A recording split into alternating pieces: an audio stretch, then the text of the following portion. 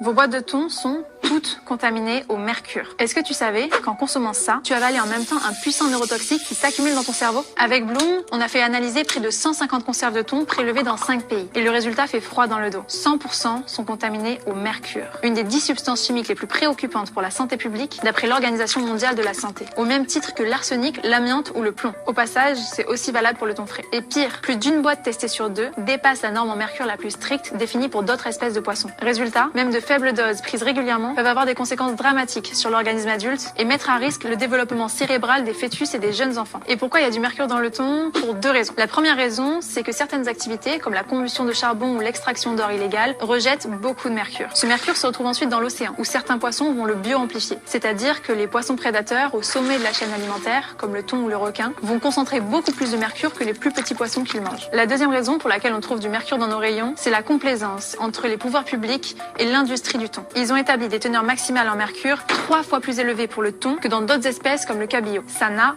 aucun sens sanitaire. Mais ça permet de préserver la vente des thons. Avec l'ONG Foodwatch, Bloom va se battre pour faire changer ces normes démesurées. Mais ça va nous prendre du temps. Alors on lance une pétition pour demander à la grande distribution de prendre des mesures d'urgence et d'appliquer au thon, le poisson le plus consommé en France, la norme en mercure la plus stricte qui existe.